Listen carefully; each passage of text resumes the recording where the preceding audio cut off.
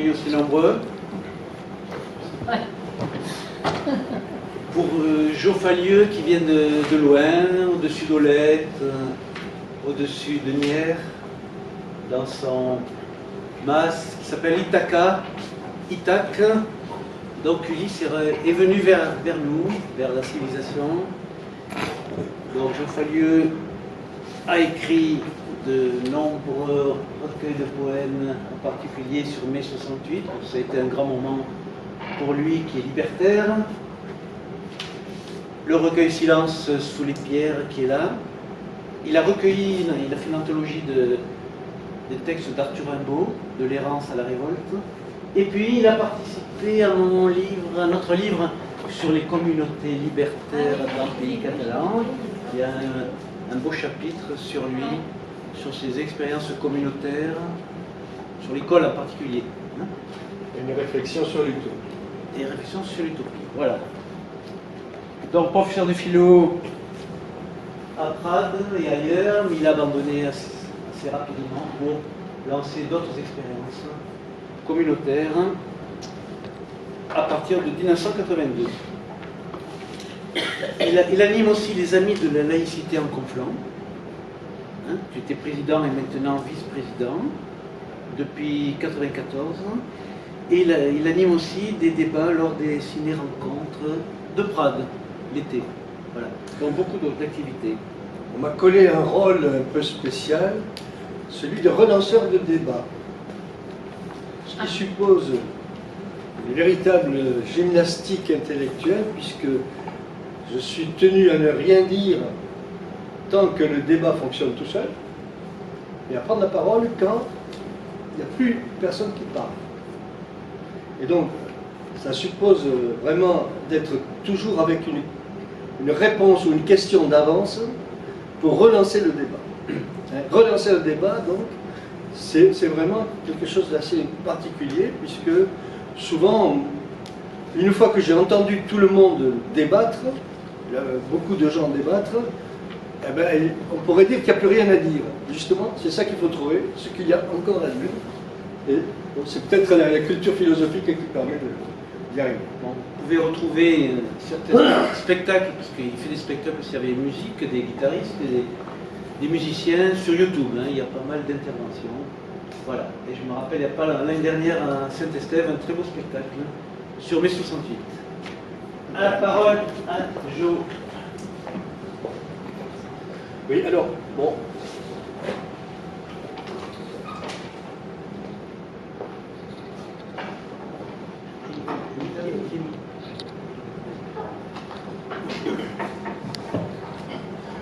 Bon, je préfère projeter, mais ce n'est pas une obligation de s'efforcer de lire, parce que finalement, on peut très bien écouter. Et je ne vais pas nécessairement reprendre exactement, terme à terme, ce qui est projeté. Simplement, j'ai pensé que ça pouvait être une manière de fixer, et notamment lorsqu'il s'agit de noms propres, de noms d'auteurs. Alors, comment, tout à l'heure j'ai expliqué comment j'en suis venu petit à petit à la poésie, à écrire, à être poète en quelque sorte, même si ça m'interroge encore. Qu'est-ce que c'est qu'être poète? Et en faisant ce retour en arrière, évidemment, on se retrouve avec ce qui se passe dans l'enfance. La poésie telle qu'on la découvre pendant la scolarité, pendant l'enfance, évidemment, c'est la poésie à réciter. C'est la poésie, le par cœur, etc.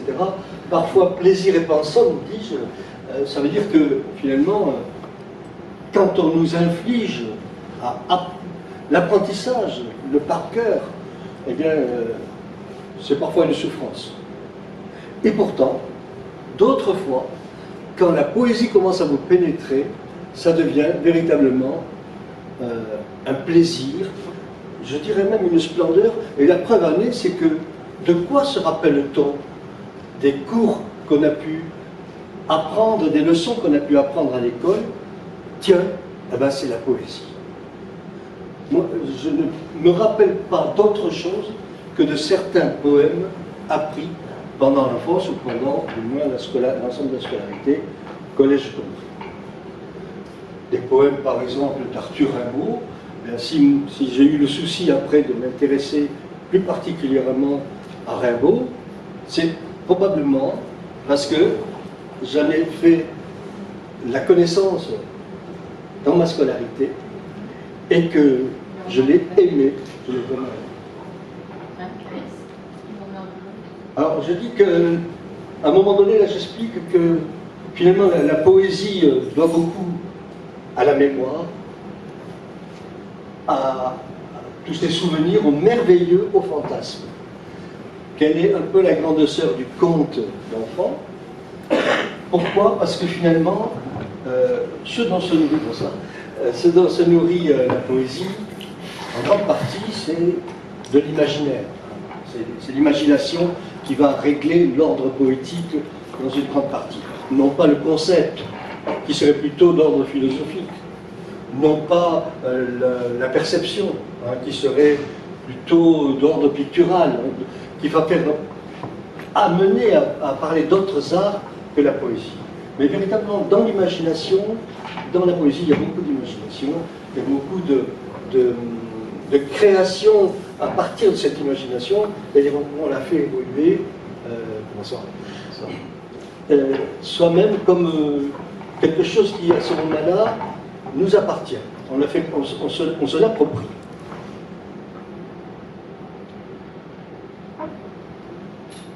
Quand je dis elle nous accompagne dans la vie, elle nous habite comme une légende, c'est de l'ordre de l'émotion. Effectivement, en poésie, on peut très difficilement imaginer qu'il n'y ait pas d'émotion, ou alors on ne peut pas partager cette poésie. Si l'on adhère à la poésie, c'est par cet aspect-là, c'est non pas par l'intelligence de ce qui est dit, mais c'est dans le ressenti de ce qu'on perçoit à l'écoute d'un texte poétique ou à la vue d'un texte poétique. C'est pourquoi finalement il faut se détacher de cette poésie apprise par cœur et aller vers le cœur de la poésie. Moi je dirais que bon, alors, même si, vous voyez, à mi-chemin, le mérite du par cœur est de nourrir la mémoire, de faire en sorte que quelque chose d'extérieur nous habite, éclaire notre conscience et lui donne à s'exercer, à se projeter. Alors là, ce qui suit ensuite, le témoignage de gens qui ont subi les camps de concentration, c'est très important parce que lorsqu'on a intégré, comme ça, grâce à la mémoire, etc., la richesse d'un contenu poétique, elle vit avec nous, cette poésie, elle vit dans notre conscience, elle vit aussi dans notre inconscient parfois. Et le témoignage de Georges Saint-Paul, de Stéphane Hessel, au niveau de ce qu'ils ont vécu souvent dans les camps de concentration, notamment Saint-Paul explique que dans le camp où il était interné, eh bien, dans un état complet de déshérence, de misère, d'accablement, ce qui l'a sauvé, c'est la poésie. La poésie partagée avec d'autres, et ils se récitaient entre eux des poèmes qu'ils avaient appris par cœur. Donc, c'est pour ça que le par cœur a quand même son importance, c'est qu'on en arrive à le faire soi, à faire quelque chose qui nous appartient véritablement. On est habité par la poésie.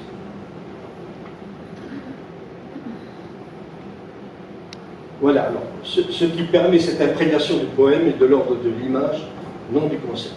Mais en même temps, j'ai eu une discussion un jour avec un comédien qui s'appelle Charles Gonzalez et qui disait des textes de Malraux à Eus.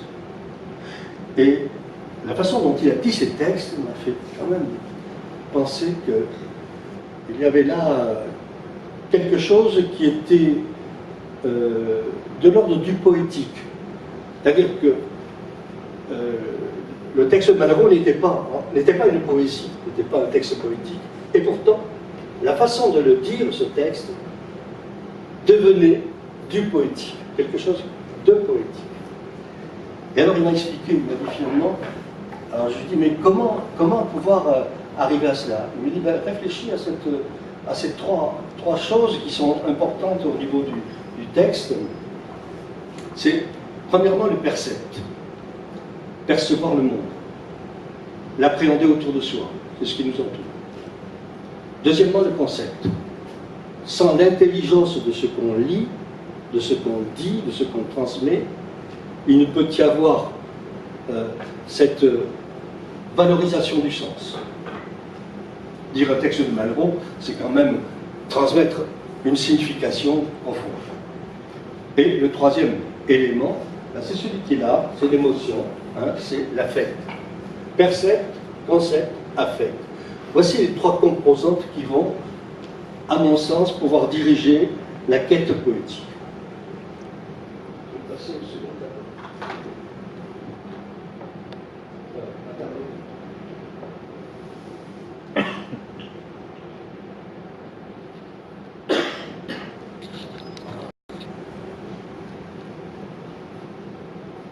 Voilà, donc la question maintenant que j'aborde, c'est comment passer de la poésie par cœur à la poésie à cœur.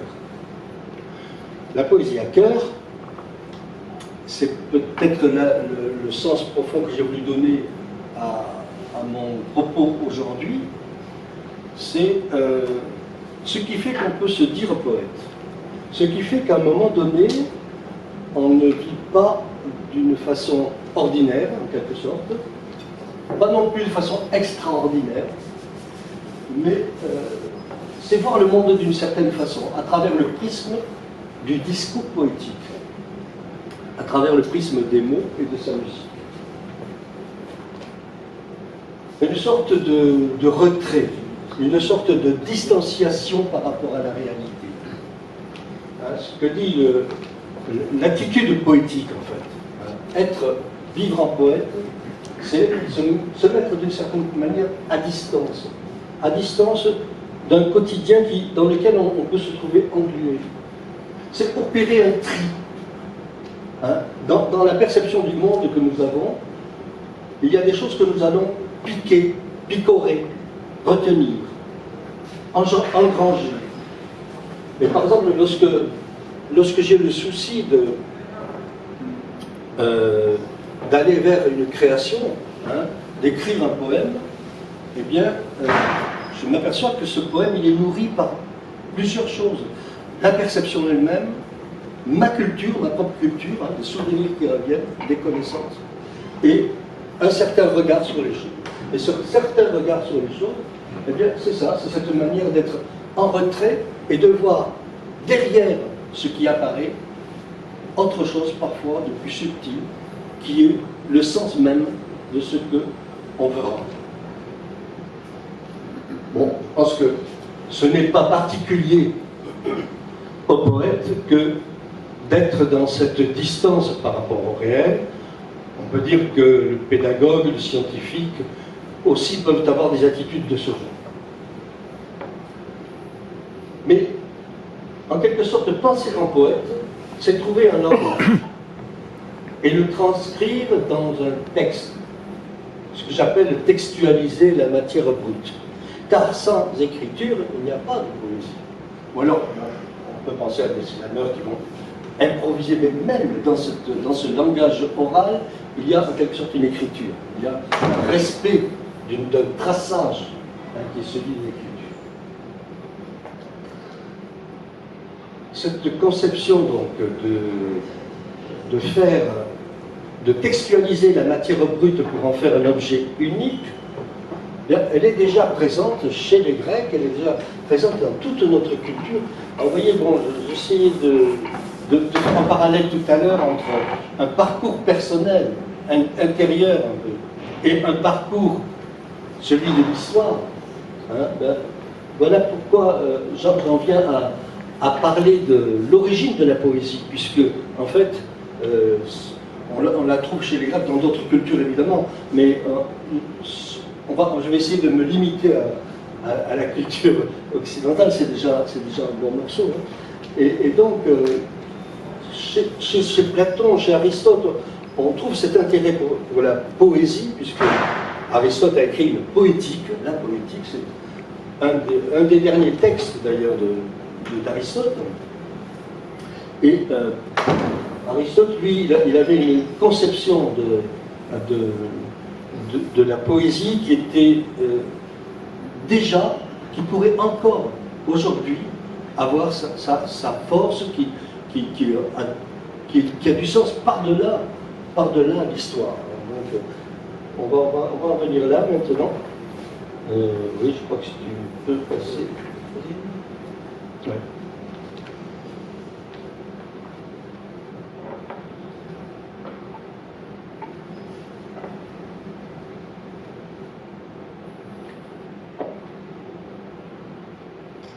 Ah oui, alors, avant de parler plus précisément d'Aristote, je veux en venir à ce que j'appelle le cœur de la poésie, un peu pour faire une sorte de pendant à la poésie par cœur.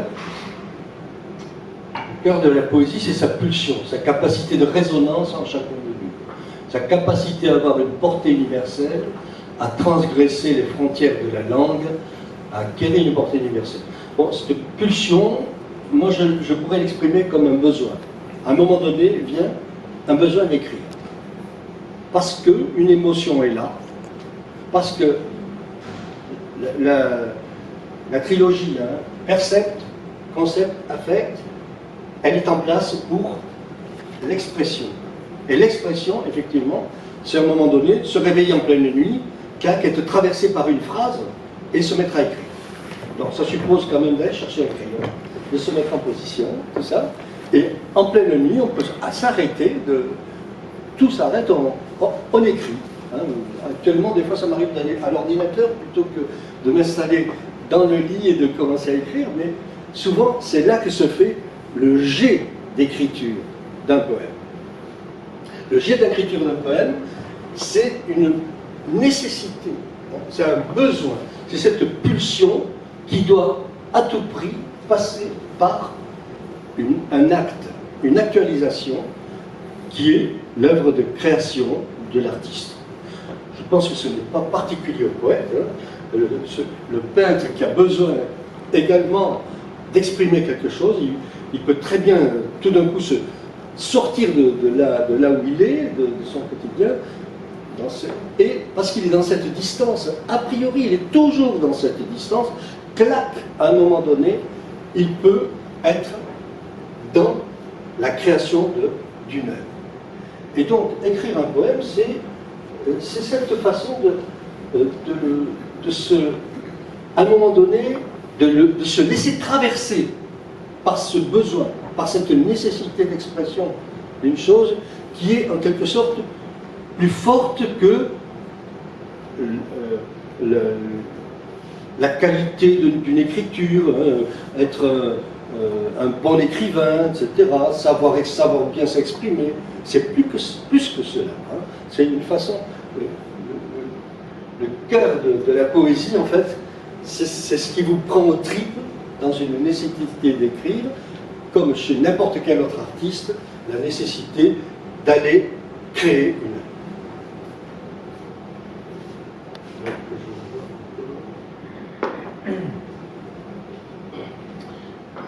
œuvre. Ce qui ne veut pas dire pour autant hein,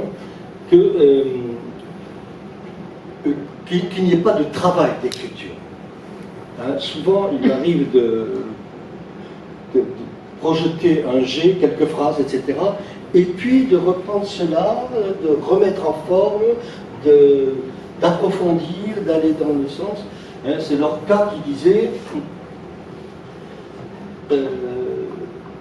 il parle du nombre d'heures que demande l'écriture d'un poème. Mais ça veut dire qu'à partir de ce premier jet, il va y avoir ce que j'appelle un façonnage du poème, de l'écriture, qui est un peu comme lorsque le peintre, après avoir craché cette idée d'un tableau, ce qu'il a à dire, à éjaculer en quelque sorte dans le premier jet, eh bien, il va façonner, il va donner les contours, il va donner forme au poème aussi, hein, et donc c'est là qu'on se trouve devant une œuvre accomplie. Lorsque, après cette priorité du besoin d'exprimer, il y a cette mise en forme.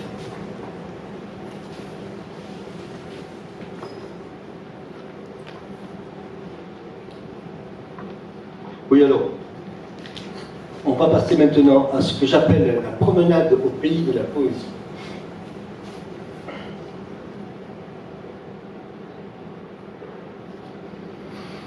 Alors, vraiment, Aristote marque un moment très fort dans... Alors moi, je pense que, je reviens un peu à l'arrière, je pense que on ne peut pas dire de la poésie qu'elle est une histoire. Il n'y a pas d'histoire dans la poésie. À mon sens, il y a des moments forts où certaines formes de poésie apparaissent dans l'histoire. Et à ce moment-là, on peut parler d'une poétique.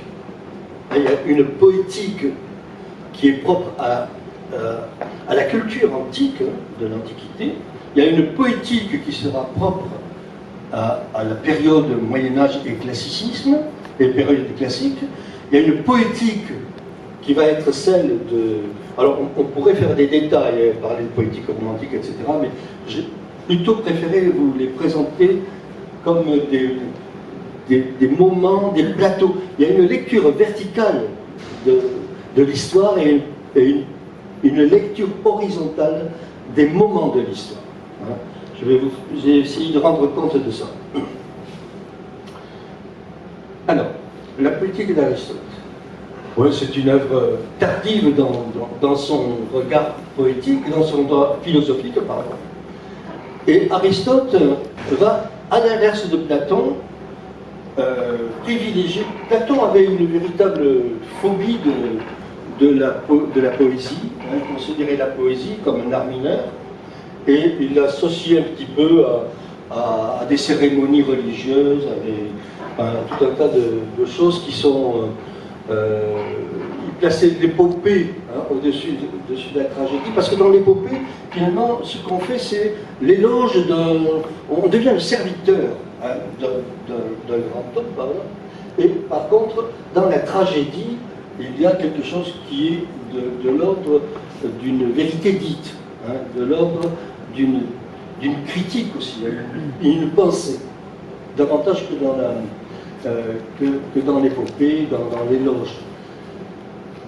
Alors, venons-en, c'est avec Aristote que commence à se faire l'analyse véritablement de ce qu'est l'écriture poétique. Poién, en grec, signifie faire, au sens de créer quelque chose d'extérieur à soi. Et il n'en reste pas à la mimésis, à l'imitation, reproduction de la nature. Qu'est-ce que ça signifie? Ça veut dire que il y a plusieurs choses qui interfèrent dans la création. Hein.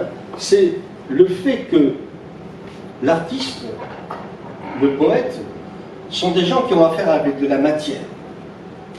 Poésie, c'est la techné. Hein, c'est l'artiste, en quelque sorte, il transforme de la matière non signifiante en matière signifiante. Il transforme de la glaise pour en faire une sculpture. Ça, c'est la technique. En fait, chez Aristote, il y a une distinction entre l'artisan et l'artiste, mais les deux ont besoin de cette technique, de la technique, de cette manière de utiliser la matière pour lui faire exprimer quelque chose. Et dans le poème, il y a ce qu'on appelle la capacité de transformer le monde. C'est c'est le fait de réaliser une chose guidé par le cerveau.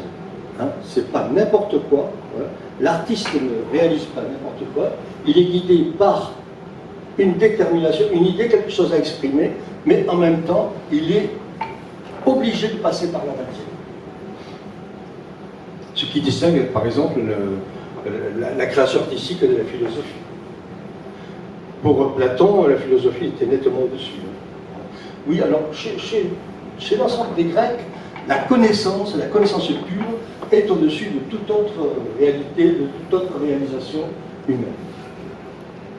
Alors, chez Aristote, ce qu'on peut voir, c'est que il y a chez lui, quand il parle de tragédie, c'est encore de la poésie, c'est exprimé en vers, etc. Et donc, il y a une nécessité de respecter des codes. Il y a une manière de penser le texte avant, hein, qui doit être ensuite, il se donne des règles. La tragédie renvoie en même temps au public une image de ce qu'il est et de ce qu'il doit être. Question d'ordre dans la cité par la poétique. Donc, la poétique a une fonction de mise en place d'un idéal de vie sociale, et la vie dans la cité, donc, peut être amenée à proposer par le biais de la tragédie. En quelque sorte, la poésie a une fonction sociale, hein, de transmettre et de proposer une image de ce que doit être la société. Hein, imiter donc le comportement de l'acteur dans la tragédie grecque, ça sera retrouver le comportement. Ça a une fonction éthique en quelque sorte.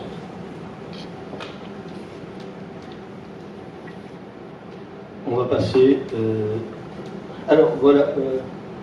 Oui, je vais vous proposer maintenant un premier tableau.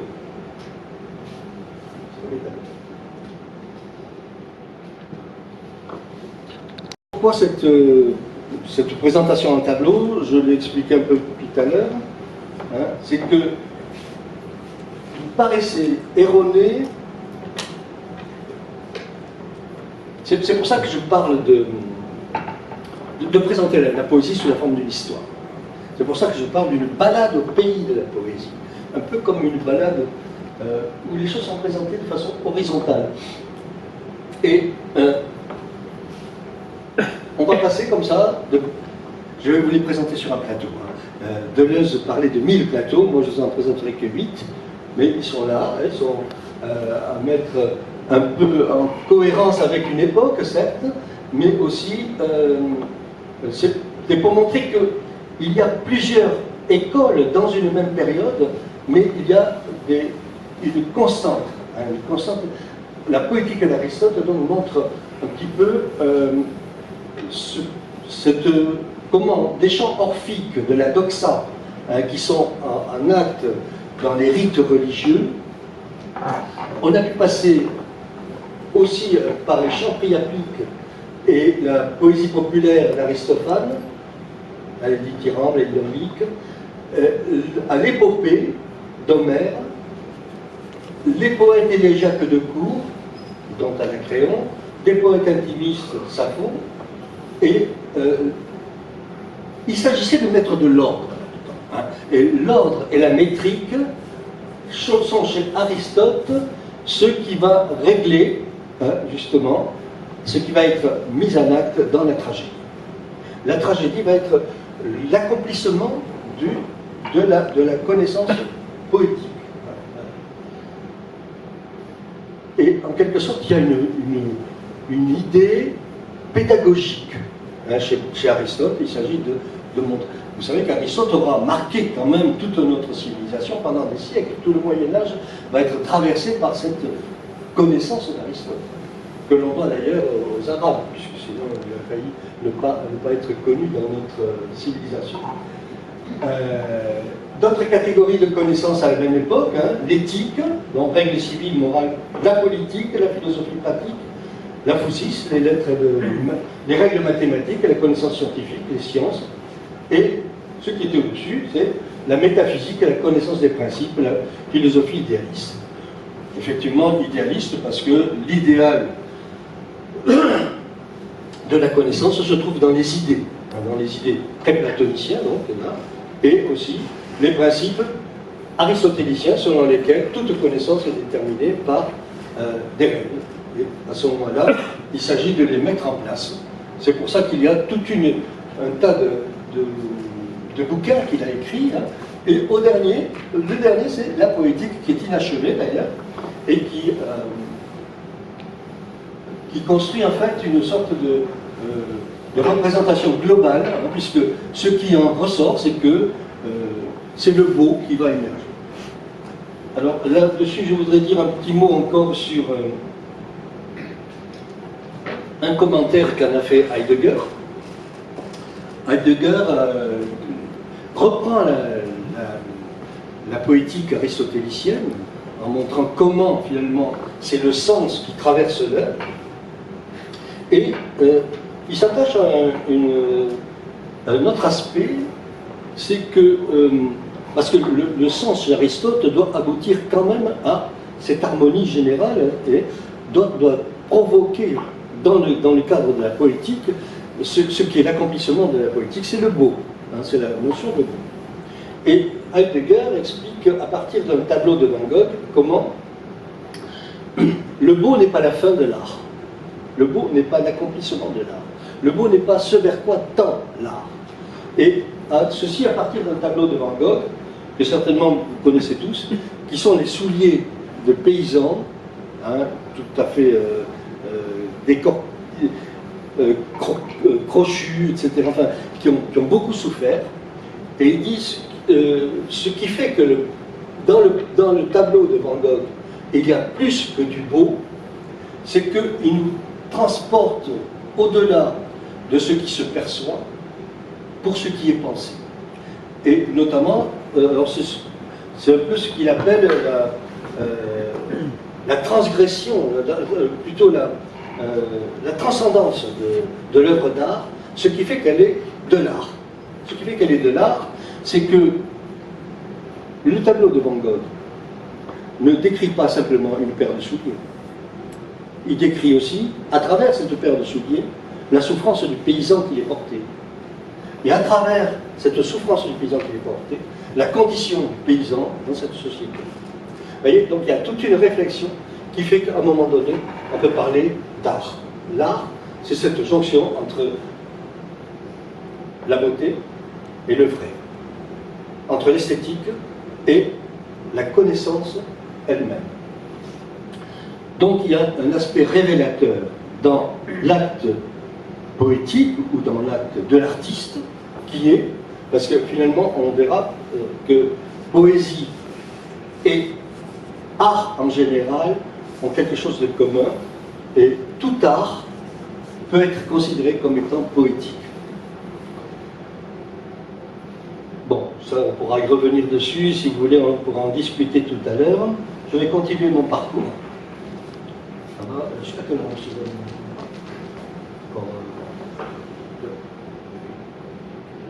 D'accord.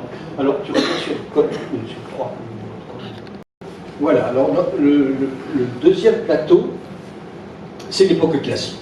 C'est l'époque classique, c'est-à-dire le moment où la poésie va trouver une manière de s'exprimer qui va être définie avec ses rites, avec ses codes, hein, on peut dire. Et voilà, moi je pense qu'on peut distinguer différents moments quand même, différentes formes à une même époque. Alors j'ai classé ça avec les trouvères et troubadours, parce que déjà il y a la naissance dans la poésie du Moyen-Âge de ce qui est le socle de notre poésie classique, hein, et l'origine de l'alexandrin, l'apparition des vers vraiment bien métrés, bien rythmés avec le rythme, etc. Et j'ai trouvé intéressant de vous faire part de cette lecture que j'ai faite d'un bouquin de Georges Duby sur l'amour courtois, le fine et amor. Georges Duby dit que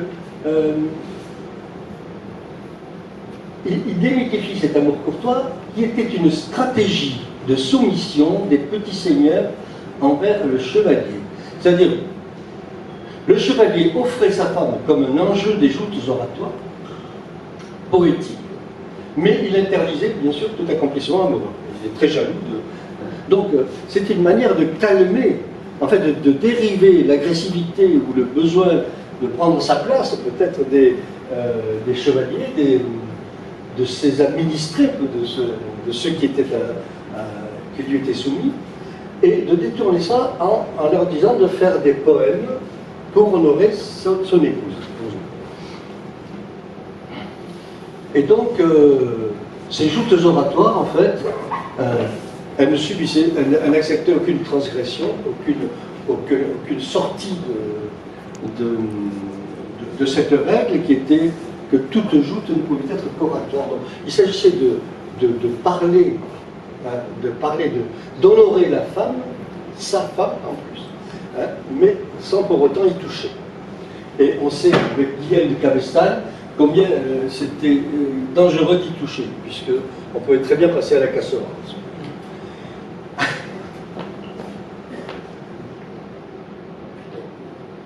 Alors, on descend un peu.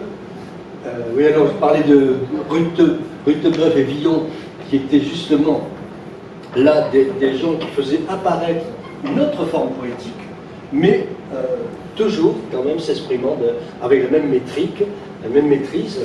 Et on n'est plus dans l'amour courtois, bien sûr, hein, on est là dans une socialisation de la poésie.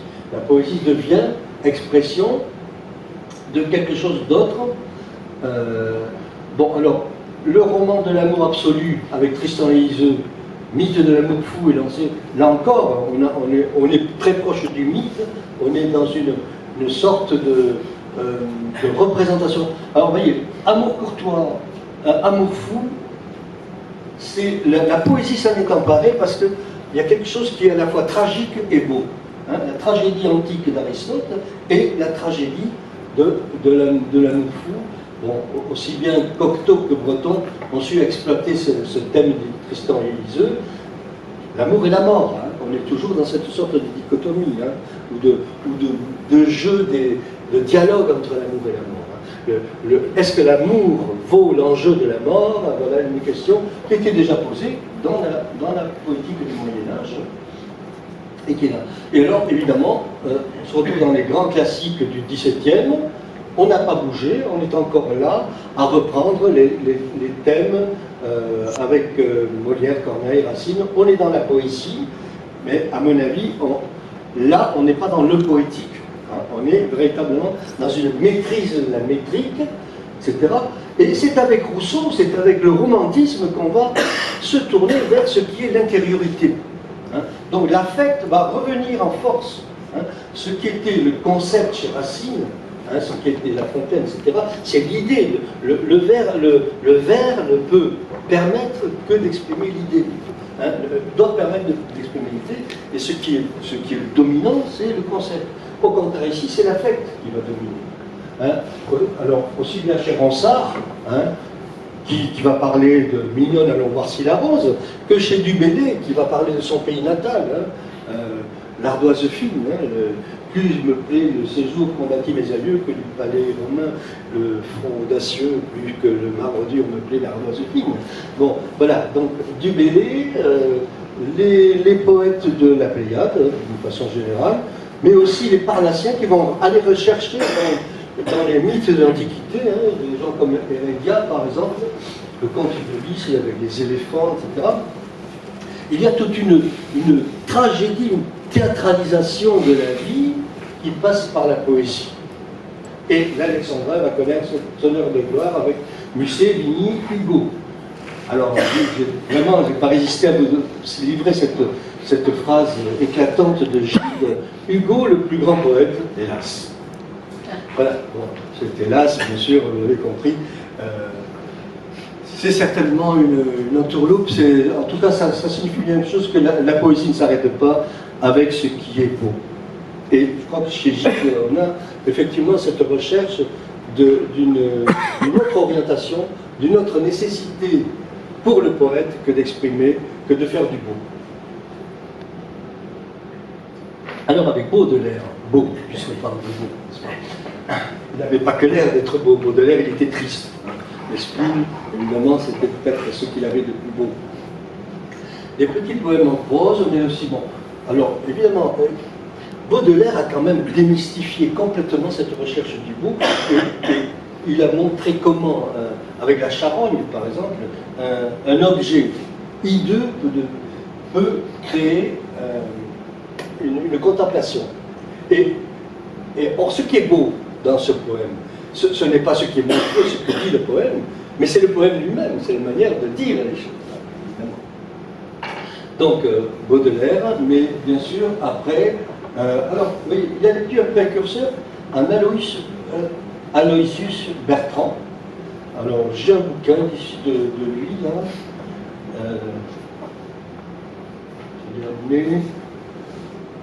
Tu le vois, toi? Oh, tout avec. Voilà. Gaspard de Lagny. Si des gens qui ne connaissent pas, ça mérite quand même un petit passage là, chez Aloysius Bertrand. Parce que c'est le premier qui a écrit de la poésie en prose. Hein, c'est celui qui s'est dépouillé, qui s'est débarrassé de la métrique. Et il a écrit des blancs. Il a écrit des blancs, donc voilà ce qu'on peut retenir de cet auteur un peu complètement méconnu, hein, mais voilà, je vais vous en lire un petit passage. La lune peignait ses cheveux avec un démêloir d'ébène qui argentait d'une pluie de vert luisant les collines, les prés et les bois. Voilà, bon, pas de vert, une structure complètement hallucinée, on est dans l'imaginaire, et ce sont les mots qui prennent la place du sens. On est là dans une sorte d'intrusion du verbe qui déboussole complètement la nécessité du concept. Oui, je crois que là, c'est bon.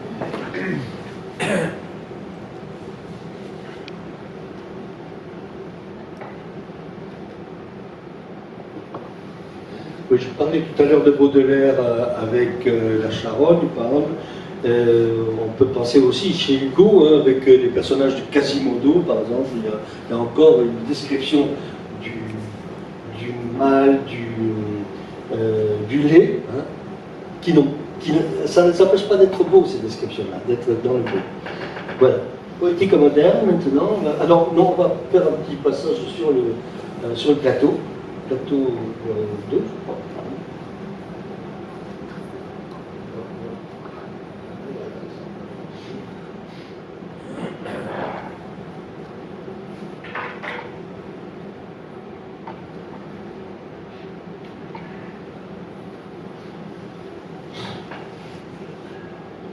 Alors l'héritage serait celui des Fabliaux, la Commedia dell'arte, la comédie elle-même, théâtre de vaudeville, théâtre de rue aussi.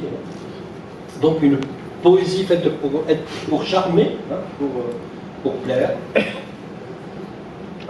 Poésie romantique, poésie en prose, poésie poétique, les contes, voilà, tout ça. L'autre est les Saint Grasse que je fais venir ici aussi parce qu'il nous raconte son histoire à travers le train qui se promène dans toute transcontinentale. Hein. Je l'ai aussi par là. Et chez Saint Grasse, il y a comme une profusion d'événements qui se défilent comme ça. On roule avec son poème comme on roule dans le train d'un transsibérien. Et donc, voilà, c'est la notion de conte, c'est la notion... Donc, ensuite, poète de cour, troubadour, voilà. C'est un récapitulatif dans les tableaux hein, que j'essaie de donner de ce que je viens d'exprimer. Voilà. Donc, et il y a aussi... voilà, j'ai cassé quand même les chanteurs engagés, naissance d'Alexandre XX, mais c'est déjà un peu avant, et les troubadours et les poètes de la commune. De la commune, chez Louis Michel, par exemple, chez Clément, ou chez, enfin, il y a eu beaucoup de productions pendant la commune de Paris. Je mettrai un peu à l'écart Rimbaud, parce que Rimbaud, tout en n'étant pas inclus, tout n'étant pas engagé lui-même dans la Commune de Paris, dans les événements. Il a à peine participé, pas vraiment d'ailleurs.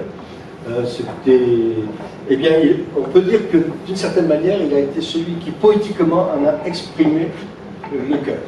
Et d'ailleurs, si ça vous intéresse d'aller plus profond là-dedans, j'ai écrit la préface de ce livre sur Arthur Rimbaud, de l'errance à la révolte, avec une collègue là, qui m'avait branché un peu là-dessus, et pour un éditeur parisien, Dietmar, qui est spécialisé dans la Commune de Paris.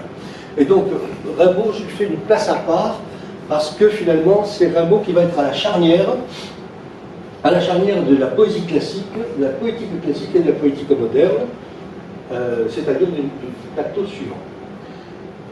Parce qu'une partie de l'œuvre de Rimbaud est écrite de façon classique, et une partie de l'œuvre est vraiment dans la rupture complète pour passer à ce qui sera la poétique moderne. Mais je vais peut-être d'abord parler du texte. On va aborder la poétique moderne.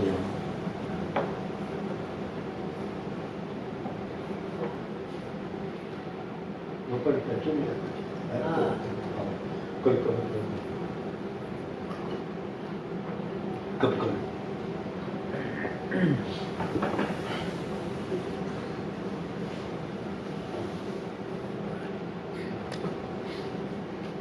Voilà, alors pendant la décennie 1870-1880, va se repérer la rupture avec la poésie classique. Le tournant social de la Commune de Paris. Et oui, alors, bon, là, on peut dire qu'il y a une sorte de trouble. La société va contre le progrès d'une certaine manière, mais en même temps, toute la technique qui commence à se produire met de la confusion dans les esprits. La poésie ne peut être le support d'une société qui abandonne l'humain, aussi bien que l'esprit. Il ne reste plus qu'à s'évader de cette réalité, aller explorer des territoires inconnus, déconstruire le langage et la culture dans son ensemble. Les poètes de la Commune vont marquer l'évolution de la poésie. Alors, Rimbaud, deux périodes, ce dont je viens de parler. Sous l'influence de Verlaine, son maître, il va donc aller vers une écriture assez classique, Ophélia par exemple, où on n'est pas sérieux quand on a 17 ans. Voilà, donc les grands classiques de Rimbaud, ceux qu'on apprend par cœur à l'école, justement, et bien, à un moment donné, il s'aperçoit qu'il y a une rupture avec ça dans son écriture. Et je pense que là, il y a le moment le plus important dans l'œuvre de Rimbaud, du point de vue de la prise de conscience de cette rupture, ce sont les lettres qu'il a écrites à Paul de Mény, c'est-à-dire ce qu'on appelait les lettres du voyant, où il dit qu'il faut faire l'âme monstrueuse, où il dit qu'il faut se défaire de toute métrique, etc. Et il va dire qu'il faut laisser la place à la pulsion, à l'inconscient, en réalité. Donc, chez Rimbaud, pour arriver à créer une poésie nouvelle, finalement, eh bien, il va débrider complètement les sens, il va être dans un recul par rapport à toute stratégie de maîtrise du verbe, et au contraire, le verbe devient explosion, ce que les surréalistes sauront particulièrement bien exploiter. Breton se réclamait quand même aussi bien de Rimbaud que de Marx, dans sa fameuse tirade du manifeste du surréalisme, où il dit transformer le monde avec Marx, et changer la vie avec Rimbaud. Voilà.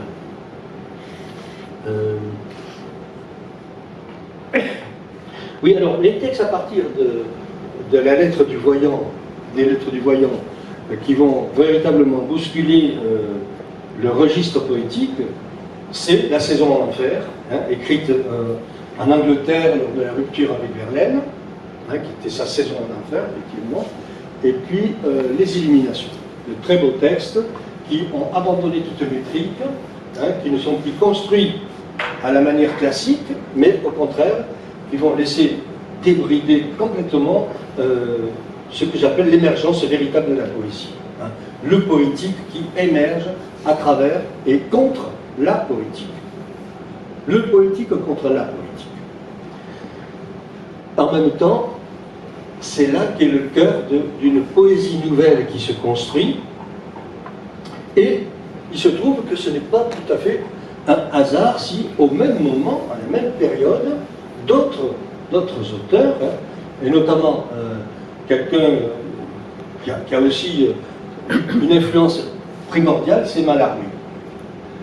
Alors, chez Mallarmé, on ne fait pas des vers avec des idées, mais avec des mots. Alors, poésie réputée difficile, hermétique même, qu'est-ce que ça signifie? On ne fait pas la poésie avec des idées, c'est-à-dire que tout ce qui était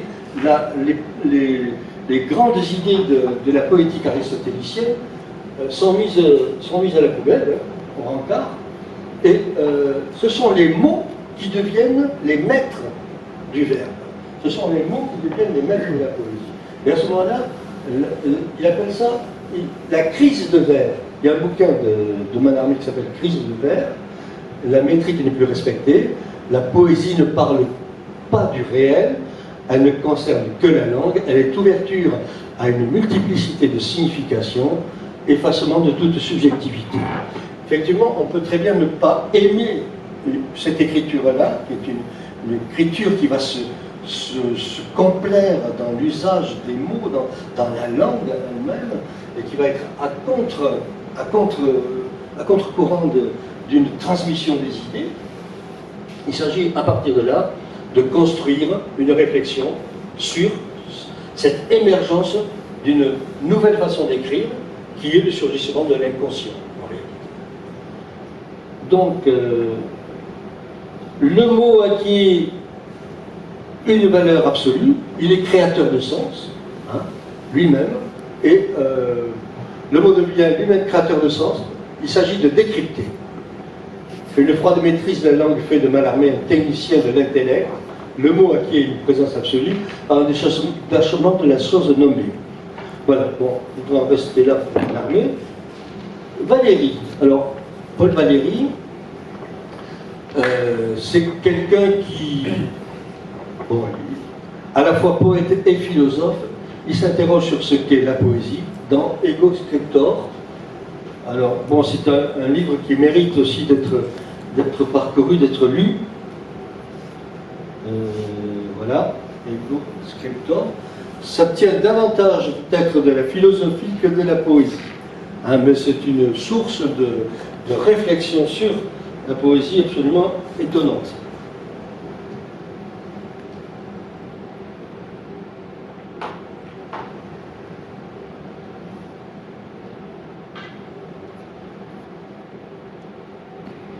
La poésie sur le papier n'a aucune existence. Elle est alors ce qu'est un appareil dans l'armoire, un animal empaillé sur un rayon. Elle n'a d'existence que dans deux états, à l'état de composition, dans une tête qui la rumine et la fabrique, et à l'état de diction. Vous voyez l'importance de la diction, donc, dans la transmission du poème. Chaque objet de pensée imaginé engendre un champ de similitude.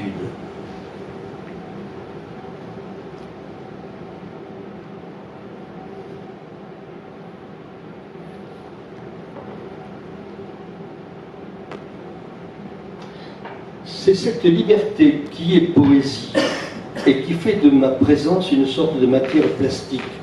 Communiquer enfin cet état de relation parfaite au moyen d'un système matériel verbal, tel est l'objet de la poésie. Ce qui devrait l'être, voilà, c'est ça. Bon, j'ai du mal à le dire parce que, en fait, ce sont des fragments hein, qui ont été remis en ça, mais ce n'est pas une œuvre écrite pour être définitive. Elle n'était pas achevée en quelque sorte. En tout cas, chez Valéry, donc, ce que je voulais vous faire sentir, c'était qu'il y avait la proximité entre la réflexion philosophique et l'expression poétique. C'est le sens qui domine le son. À l'inverse, un peu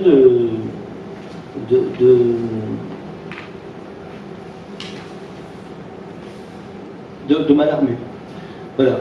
Alors, chez Reverdy, j'ai trouvé une sorte de symbiose, d'équilibre entre ces deux tendances, entre le son et le sens. Et Reverdy est un des poètes auquel il me plaît de ressembler. C'est quand même... Tu peux remonter un peu là? Comme ça. Un peu plus haut. Voilà. Pour Reverdy, la dislocation du vers classique, la structure des poèmes organisée à partir des mots, non du sens, n'implique pas pour autant l'effacement du poète, parce que voilà, ce qui était chez Mallarmé, c'était que du coup le poète s'effaçait en tant que sujet de l'écriture, en tant que celui qui crée. Or, chez Reverdy, il y a cette revendication d'être de nouveau dans celui qui crée le poème. Et notamment, Reverdy se veut un artisan de la langue, un manœuvrier du verbe. L'un des poèmes majeurs de Reverdy, c'est Main d'œuvre. Là encore, on a un pavé. Bon, voilà. Main d'œuvre. Alors, bon.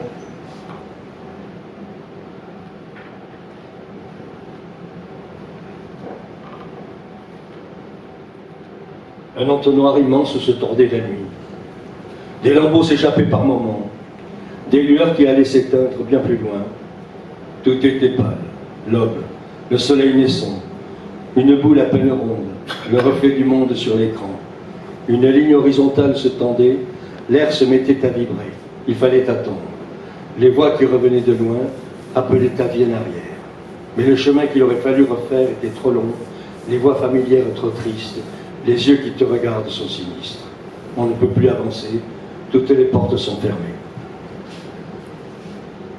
Bon, tout cela pour essayer de montrer comment la poésie a du mal quand même à se définir, à être définie de façon totalisante, puisque, comme on le voit, à partir de ces tableaux, on va le montrer, le prochain tableau, sur... Hein? Oui, alors, un petit mot avec Apollinaire, effectivement, ce que je n'ai pas trop développé, parce que finalement, ce qui fait la richesse d'Apollinaire, c'est quand même la mise en page. Hein. Son écriture, et notamment dans les calligrammes, hein, il a eu le besoin de déconstruire non seulement la présentation, l'alexandrin, etc., bien sûr, mais aussi de faire de l'écriture une image. Hein, et de faire véritablement, de construire des images à partir de... Pas les calligrammes. Ah ouais, super cool. Bon, ben voilà, je ne peux pas vous montrer les calligrammes, mais certainement la plupart de vous les connaissent. Hein. C'est cette manière qu'il avait d'écrire des poèmes en faisant des calligraphies, des images. Je crois que j'ai ça.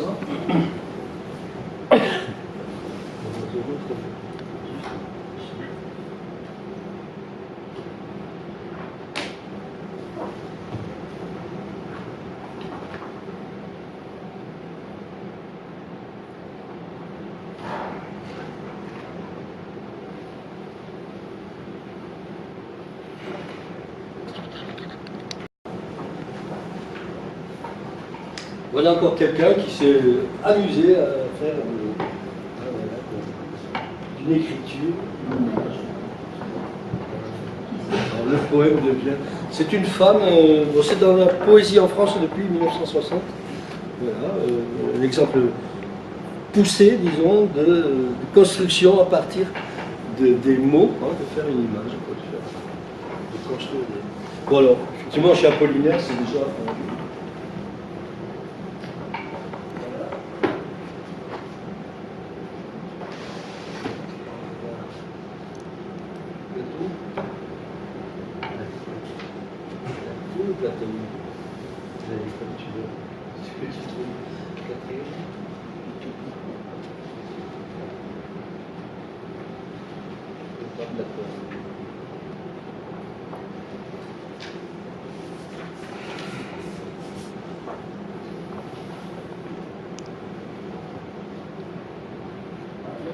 passer à un autre. C'était celui d'avant. Non, c'était le sur la poétique moderne. C'est ça? Ouais. Troisième plateau. Voilà, là je reprends donc les poètes lyriques, poètes de la commune, Potier, Clément, mais aussi des gens comme Chateaubriand, Musset, Vigny. Là on est dans l'écriture vraiment qui n'est pas encore en rupture totale avec l'écriture classique, mais en même temps des idées poètes, hein, poésie de la commune, ça remet en cause. Et puis le romantisme, donc, avec des gens comme Lucius Bertrand, Hugo, bien sûr, Corbière et Cross, hein, Tristan Corbière et... qui c'est qui mène Cross? Bon, voilà. Donc, les poètes maudits, c'est Rimbaud, c'est Corbière, voilà. Le conte de Le Parnasse, Hérédia, Germain Nouveau. Alors tout ça, c'est en même temps, hein, vous voyez, c'est une poésie. C'est pour ça que ma notion de plateau permet cette. On ne peut pas dire qu'il y ait une comment dire,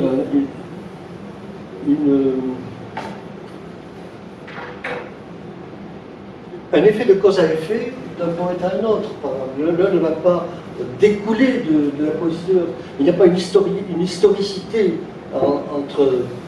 entre les poètes, mais je dirais peut-être une historialité à la rigueur. Hein. Voilà le terme qui conviendrait le mieux. Après donc Rimbaud, Apollinaire, j'aurais pu citer Jarry aussi, qui est à la source même du surréalisme, le symbolisme, Mallarmé, Valéry, et après, donc, on a là tout en place pour ouvrir à une poésie complètement en rupture avec toute poétique même, et qui pourtant fonde une certaine poétique, c'est la poésie surréaliste. Donc on va passer à cet aspect-là.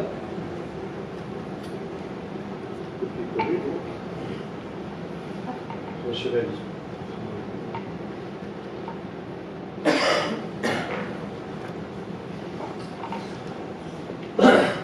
Bon, alors, le surréalisme, essentiellement breton, Aragon, Desnos et Luard, au début, hein, qui ont adhéré d'abord à Dada, non, Jarry et Tristan Tzara, qui sont des poètes complètement farfelus, qui vont faire des performances dans les rues, des exhibitions, toutes sortes de manières à provoquer, hein, qui sont dans la rupture totale. Et là, de l'émergence des théories freudiennes aussi de l'inconscient, donc Breton à l'affût de cela, création du groupe et publication du premier manifeste en 1924. Déjà là, cette option d'inscrire la révolution surréaliste dans une perspective sociale et politique qui se réfère à Marx, hein, et à Rimbaud. Transformer le monde et changer le monde. L'inconscient apparaît comme un champ, un énorme champ de manœuvre pour la poésie, la création artistique en général, peinture, photographie. Bon, on ne peut pas... parler du surréalisme supposerait en soi toute une conférence, n'est-ce pas? Je ne vais pas rentrer là-dedans, mais simplement pour montrer en quoi, dans la poésie surréaliste, il y a cette intrusion de la pensée politique, hein, de l'impact politique, et comment, finalement, c'est un jeu à brûle, dans lequel on peut se brûler aussi. Hein, et on connaît toutes les aventures du cercle surréaliste, puisque ça a été tout un tas d'avatars qui se sont produits. Hein, mais par contre, il faut en tirer des choses particulièrement intéressantes. Bon, la création d'états hallucinogènes, provocation en public, les jeux d'écriture, comme le cadavre exquis, hein, c'est-à-dire construire à plusieurs, hein, un poème, le faire circuler la parole comme ça, et en définitive, c'est ce que Breton appelait l'écriture automatique. Hein. L'écriture automatique, donc, on laisse surgir l'inconscient, et les mots sont là, et cette nouveauté, en quelque sorte, est particulièrement riche et productrice. L'amour fou y est conçu comme un état exceptionnel entre le naturel et le surnaturel. La femme est magnifiée. Hein. L'amour ne peut être réduit à... voilà, en quelque sorte, il est en expansion. L'amour fou dit bien ce que ça veut dire. Hein, il n'y a pas de contrôle, il n'y a pas de limite. Hein. Alors, ce qui reste de l'aventure surréaliste, c'est de ne pas séparer la création artistique de la vie elle-même, d'être toujours en prise sur le réel. Voilà, en fait, retourner à l'immédiat, hein, au percept, hein, ce que je disais tout à l'heure, hein, l'émotion certes, mais on retourne aussi au percept. Voilà, alors, cette exigence de vouloir en toute chose intégrer les contraires, autant dans l'art que dans la vie politique et sociale, provoquer une politique du contre, d'où cette étonnante vitalité dans la création et dans l'innovation. Et voici cette belle phrase de Breton: tout porte à croire qu'il existe un certain point de l'esprit où la vie et la mort, le réel et l'imaginaire, le passé et le futur, le communicable et l'incommunicable, le haut et le bas, cessent d'être perçus contradictoirement. Tout le contraire du manichéisme. Il ne s'agit pas de dire ou c'est noir ou c'est blanc, mais au contraire, c'est dans cette sorte non pas de confusion, mais d'amalgame des choses sensibles qu'il y a moyen. L'art, finalement, tire sa beauté de cette confusion-là, de ce mélange parfois anachronique, mais voilà. Et donc, après, j'ai noté quelques bons hommes là, hein, mais on va les retrouver dans le plateau.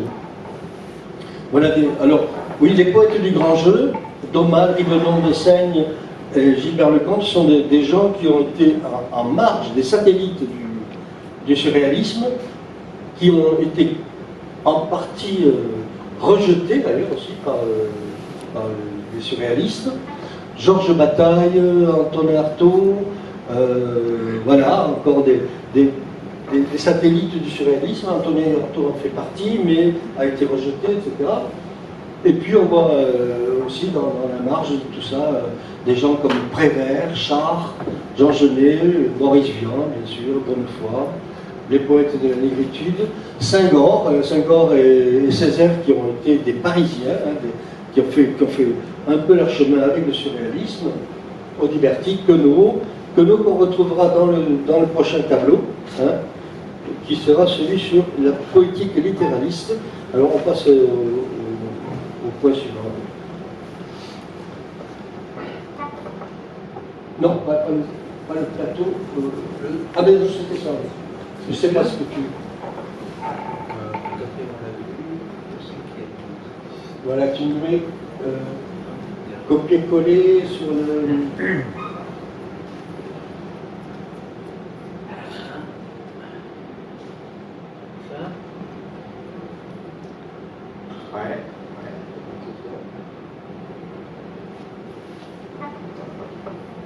Mais là, c'est au plateau que tu as vu ça.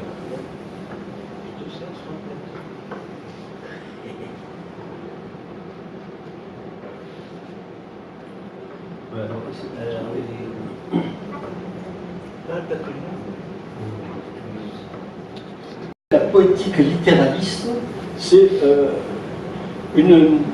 ce qu'il y a de plus actuel aujourd'hui en poésie, c'est-à-dire une écriture dans laquelle il y a une priorité du mot sur le sens.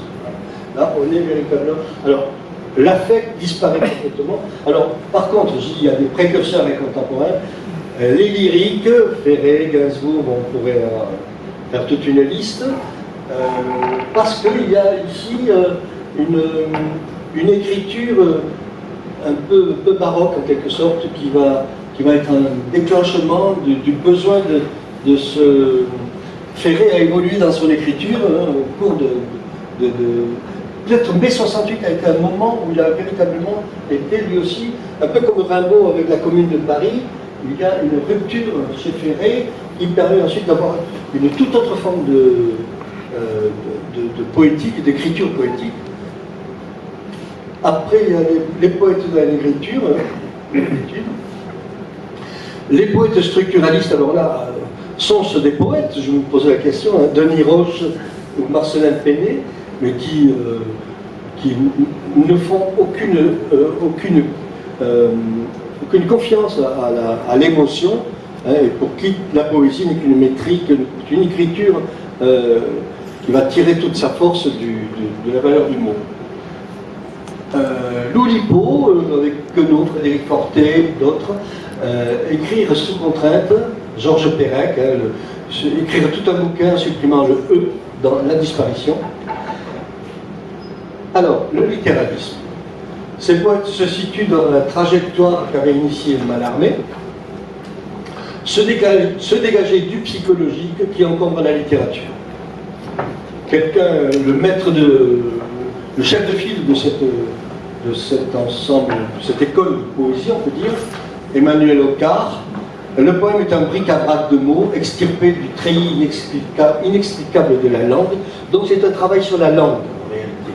Il y a dans l'écriture le poids de la matière mot, comme pour l'imprimeur il y avait la matière plomb des signes. Ni place pour le sentiment, ni pour la musique, ni pour le décor. La littéralité consiste à désengluer de la littérature. Or, aujourd'hui donc, tout ce qui faisait le charme d'un poème disparaît. Et on se retrouve avec cette problématique. La poésie deviendrait opaque. Hein. En poésie, ce qui est premier, ce n'est pas la transparence, mais l'opacité. Écrire, c'est vivre avec les mots, évacuer le surplus lyrique et l'imaginaire. Évacuer l'imaginaire. Le littéral passe par le texte, n'importe lequel, et crée un nouvel énoncé. Le travail d'écriture s'effectue sur l'écart entre les lettres, les blancs, les silences, saisir le mouvement interne de la langue, recomposer le texte de base, produire des unités de langage autonomes et les agencer. L'énoncé devient une proposition élémentaire, neutre, isolée, indépendante. Une plaque de langage tenace dans la mémoire. Écrire, c'est s'installer dans une brèche, au plus serré de la littéralité des mots dans l'écart. Saisir l'esprit de la lettre jusqu'à l'éclatement des mots, isolement de la lettre. Alors, je vais vous lire un texte de Anne Portugal.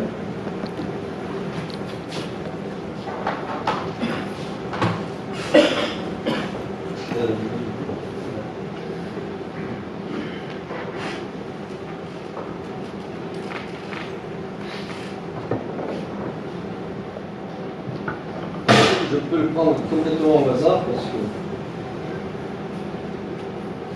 passer dans les veines, Porche pressa le cou, s'améliora, vit ce soleil, jusqu'à poser, devant, épuisé, rouge, volume, refondation, conversa, pensa un peu que tout est résidence au lieu d'herbe, ia, en pinçant, les lèvres, individu, joli dauphin, pointu, qui rentre à la maison. Vous voyez, déconstruction totale d'une liaison des mots entre eux. Voilà, on en est là, ça s'appelle la formule flirt. Eh bien, Cato.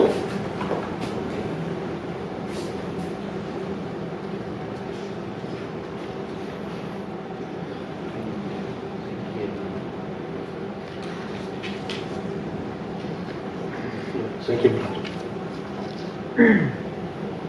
Voilà, bon, on retrouve l'équipe. Alors, Alain Jouffroy, oui, les slameurs, on pourrait dire. Tout ça, ça reste dans la poésie lyrique. Poésie structurale, Loulipo et littéraliste. Alors, si je devais me situer, moi, personnellement, aujourd'hui, par rapport à la poésie contemporaine, je crois que je serais encore très proche de Ferré, hein, ou de Jouffroy, mais très peu du côté de Marcelin. Je pense que si la poésie renvoie à toute émotion, elle perd de son âme, elle perd de sa réalité profonde. Donc, par exemple, moi je ne peux rien ressentir, ou alors on est dans un autre contexte qui fait que si on valorise, c'est même pas le concept qui est valorisé, Là, c'est presque le percept de la langue, hein, la façon de percevoir le mot dans l'écriture. Donc voilà, et personnellement, je me rapprocherai plus d'une écriture du type de celle de Char, hein, où il y a une recherche de lecture. Et donc, peut-être tout à l'heure, je vous lirai un ou deux poèmes que j'ai écrits. J'ai écrit un bouquin sur mai 68 et d'autres mois de mai, hein, qui reste très lyrique dans l'écriture.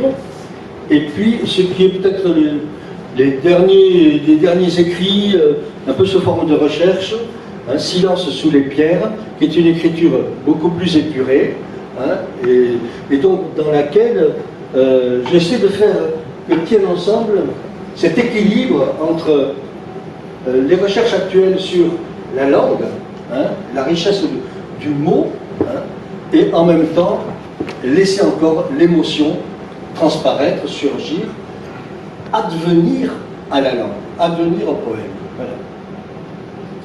On peut passer au autre sujet.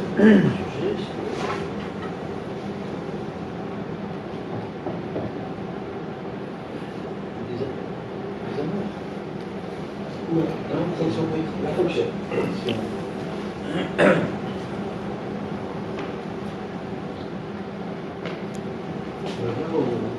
Ça fait lourd, à peu près, que je pense. Ouais. C'est d'aller vite.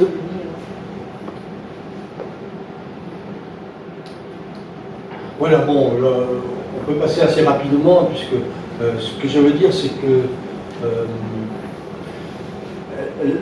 l'utilité à quoi sert la poésie finalement? C'est la question de quelle est la fonction de la poésie? Ben, il y a un usage personnel de la poésie, hein. Tout simplement, elle fait partie d'une culture générale, on partage, on se la fredonne, on se la dit, etc. On aime se rencontrer quand on aime la poésie pour dire dans un groupe, pour partager en quelque sorte cette force du poétique. Hein. Je dis que c'est en plus une distraction un peu de frais, toujours disponible, un plaisir facile à obtenir, à renouveler. Une compagne agréable et peu exigeante, soit en solo, en atelier d'écriture. L'expression poétique n'exige pas un effort considérable, n'accapare pas beaucoup de temps, mais par contre, on peut dire qu'elle est désertée. Il n'y a pas beaucoup de gens qui font la preuve ce soir, hein. Il n'y a pas beaucoup de monde qui se déplace pour la poésie.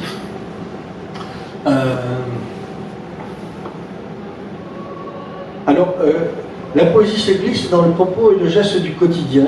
Elle est une façon de vivre, de voir les choses comme elles ne sont pas. Elle pousse et fleurit mieux dans certaines terres, à certaines époques. La poésie, c'est une façon de se dépenser, l'autre étant la révolte, de se dépasser. C'est de Jean-Pierre Chabrol.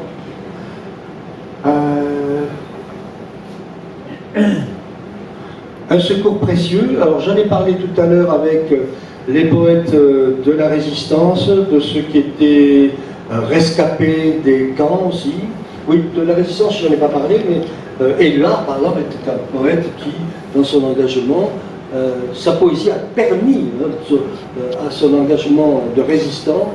Vous savez que le poème Liberté, par exemple, il a été lancé par d'un avion sur des territoires, et donc il y avait une force de la poésie qui venait. Ça fait partie aussi de la fonction de la poésie, c'est de parler au peuple, de parler un langage poétique et politique.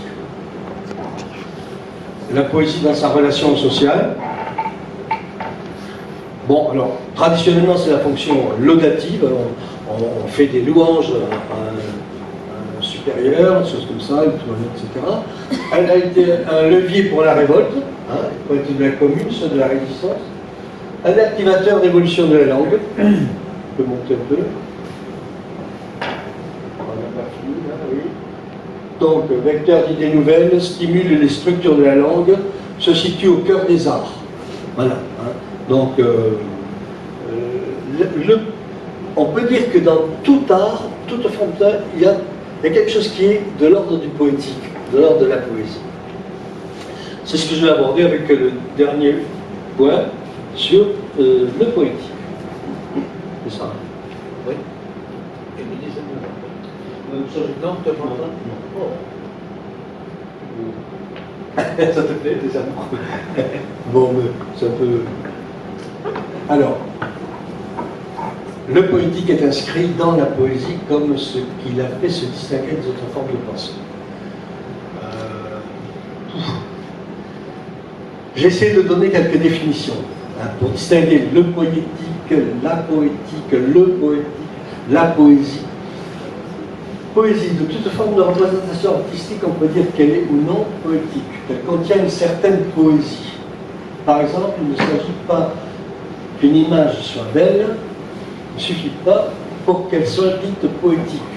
La poésie qui s'y trouve contenue doit susciter une émotion, quelque chose qui parle à notre ressenti. Vous savez, il y a des gens qui écrivent en vers et qui ne sont pas des poètes. On peut très bien faire de la poésie sans se rendre compte que ce n'est pas du tout poétique. La poétique, le faire de l'artiste dans la création d'une œuvre. Ce qui fait aussi qu'on distingue le travail de l'artiste de celui de l'artisan qui produit la beauté. Dans le but de donner un sens dynamique à la création, on peut parler de faisance de l'œuvre. Parce qu'il ne faut jamais oublier que dans la création, il y a le faire. Il y a le penser, il y a le faire, et il y a l'affaire.